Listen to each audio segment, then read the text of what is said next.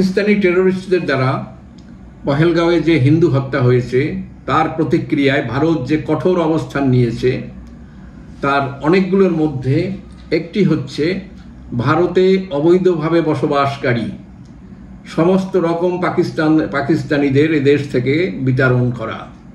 তার আগেই তাদের ভিসা শেষ করে দিয়ে এপ্রিল মাসের মধ্যেই তাদেরকে এদেশ থেকে চলে যেতে বলা হয়েছিল, কিন্তু তারপরেও দেখা গেছে একটা বড় সংখ্যক পাকিস্তানিরা বহু আগের থেকে এসে এদেশে জায়গা দখল করেছিল, এদেশে বিবাহ করেছে, তারা সন্তান সন্ততি নিয়ে 10, 20, 30, 40 বছর ধরে এদেশে বসবাস করছে।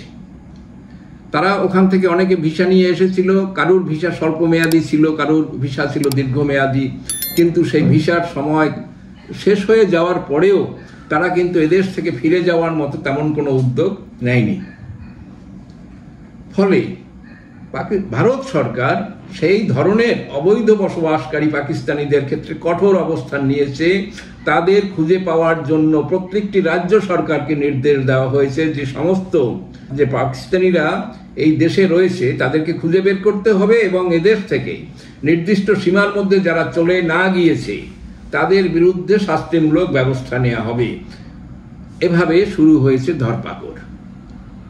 দেখা গেছে প্রচুর সংখ্যক পাকিস্তানিরা এদেশে বিভিন্ন রাজ্যে বিভিন্নভাবে তারা রয়েছে। কোনো রাজ্যে কেন্দ্রীয় সরকারের এই প্রকল্পে সহায়তা করেছে, কেউ অনেকটা নিরপেক্ষ অবস্থান নিচ্ছে, আর অনেকগুলো সক্রিয় যারা তারা প্রচুর লোককে খুঁজে বের করেছে। তাদের একটা বক্তব্য, আমরা এই দেশে বসবাস করেছি, আমার স্বামী এই দেশের, আমার সন্তানরা এদেশের, আমি একা চলে যাব, আমার ছোট বাচ্চারা কি করে বাঁচবে। কেউ কেউ আদালতের শরণাপন্ন হয়েছে এবং একটা ক্ষেত্রে দেখা গেছে সাময়িকভাবে তাদের স্বস্তি দিয়েছে যে না, এটা তদন্ত না হওয়া পর্যন্ত সেই ভদ্রমহিলা এদেশে থাকবে। কিন্তু তা নিয়েও খানিকটা আলোচনা হচ্ছে, চর্চা হচ্ছে, আমরা সেদিকে যাচ্ছি না।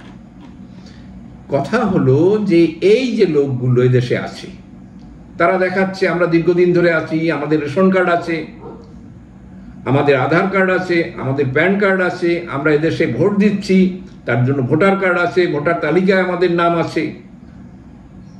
হয়তো খুঁজলে দেখা যাবে যে কেউ কেউ শুধু ভোট দিচ্ছে না, তারা নির্বাচনে অংশও নিচ্ছে, হয়তো এরকম লোকও খুঁজে পাওয়া যাবে এক সময়। তাদের বক্তব্য, তাহলে আমরা তো এদেশের সিটিজেন, তা আমাদের কেন এই দেশ ছেড়ে চলে যেতে হবে।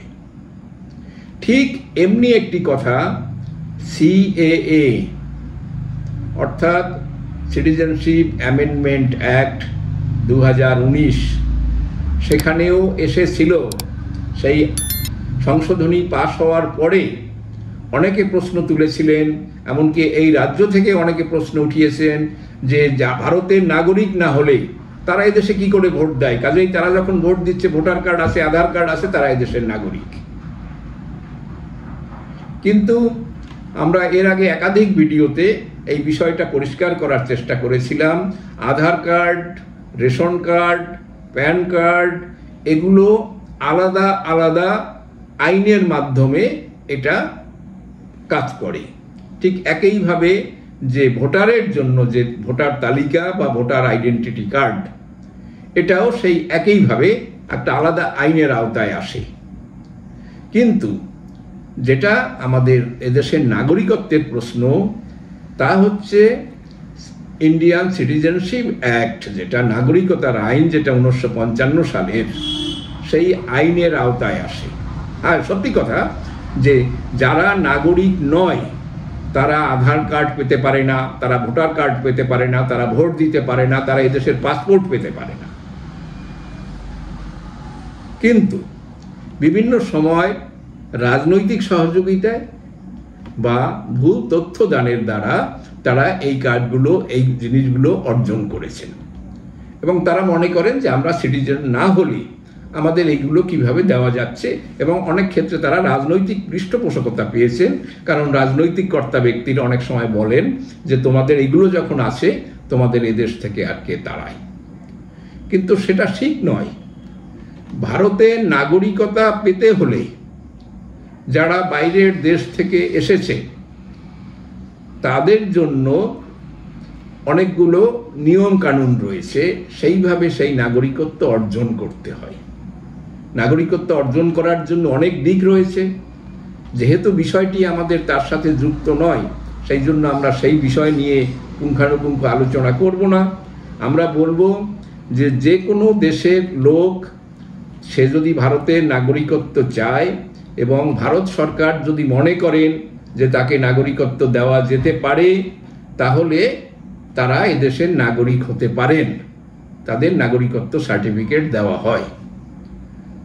কিন্তু যারা এটা করেননি, অবৈধভাবে তারা Aadhaar card, voter card, passport, ration card, PAN card ইত্যাদি জোগাড় করেছেন, তারা কিন্তু অটোমেটিক্যালি নাগরিক হয়ে যাননি যতক্ষণ না সেই ভারতের সিটিজেনশিপ অ্যাক্টের আওতায় আসে। তার মাধ্যমে সে নাগরিকত্ব অর্জন করে। আমরা এর আগে বলেছিলাম যে সিএএ যে ব্যাপারটি, তা হচ্ছে ধর্মীয় কারণে বিভিন্ন সংখ্যালঘুরা, বিভিন্ন সম্প্রদায়ের সেখানে নির্দিষ্ট করা আছে হিন্দু, বৌদ্ধ, জৈন, শিখ, খ্রিস্টান ইত্যাদি। সেই ধর্মাবলম্বী লোকেরা বাংলাদেশ, পাকিস্তান বা আফগানিস্তান থেকে ধর্মীয় কারণে সেদেশে থাকতে না পেরে তারা যদি ভারতে আশ্রয় নিয়ে থাকে, এবং যারা 2014 সালে 14 সাল পর্যন্ত এদেশে এসেছেন, তারা সিটিজেনশিপ অ্যামেন্ডমেন্ট অ্যাক্টের মাধ্যমে, সিটিজেনশিপ অ্যাক্টের দ্বারা তারা খুব সহজভাবে নাগরিকত্ব পেতে পারেন। তাদের কয়েকটা জিনিস যেটা প্রমাণ করতে হবে, যে তারা ওই দেশে ছিলেন এবং তারা ওই যে সংখ্যালঘু সম্প্রদায়কে নির্দিষ্ট করা হয়েছে তারা তার মধ্যে পড়েন, এবং তারা 2014 সালের আগে এদেশে এসেছে, তারা এদেশের নাগরিকত্ব সহজে পেতে পারেন। সেই পাওয়ার প্রক্রিয়া ইত্যাদি আমরা একাধিক ভিডিওতে এর আগে আলোচনা করেছি। তাহলে কথাটা কি দাঁড়াচ্ছে, যে সিটিজেনশিপ অ্যাক্টের আওতায় যদি না আসে, তাহলে তারা যেসব ডকুমেন্ট অর্জন করেছেন, যেমন ভোটার কার্ড, ভোটার লিস্টের তালিকায় বা ভোটার তালিকাতে তাদের নাম তোলা, তাহলে তারা কিন্তু সেটা বৈধ নয়। কারণ যখনই কোনো অ্যাপ্লিকেশান করা হয়, অ্যাপ্লিকেশান ফর্মের নিচে কিন্তু লেখা থাকে যে আমরা যে উপরে তথ্যাদি দিলাম সমস্ত কিছু আমার জ্ঞান মতে সত্য। অর্থাৎ আমি ওখানে এক ধরনের শপথ নিয়ে বলছি যে আমি সত্য সঠিক তথ্য দিয়েছি, কিন্তু তা না দিয়ে আমরা ভুল তথ্য দিয়ে যদি সেই কার্ড অর্জন করি, তা কিন্তু বৈধ নয়। আমাদের সংবিধান অনুসারে এদেশের নাগরিক যারা, তারাই ভোট দান প্রক্রিয়ায় অংশ নিতে পারবে, তারা ভোট দিতে পারবে এবং নির্বাচনে অংশগ্রহণ করতে পারবে। অর্থাৎ সে যদি সিটিজেন না হয়, তাহলে এদেশের নাগরিক না হলে সে কোনোভাবেই নির্বাচনী প্রক্রিয়ায় অংশ নিতে পারেন না। কিন্তু এই যে পাকিস্তানি যাদের কথা বলা হলো, 40 বছর ধরে এদেশে ভোট দিয়ে যাচ্ছে, কেউ 30 বছর ধরে, কেউ 20 বছর ধরে এদেশে ভোট দিচ্ছে, তারা বলছে এদেশ আমাদের হয়ে গেছে, আমরা এই দেশের লোক, কিন্তু বাস্তবে তারা কিন্তু হননি। সেই একই সমস্যা রয়েছে লক্ষ লক্ষ বাংলাদেশিদের ক্ষেত্রে।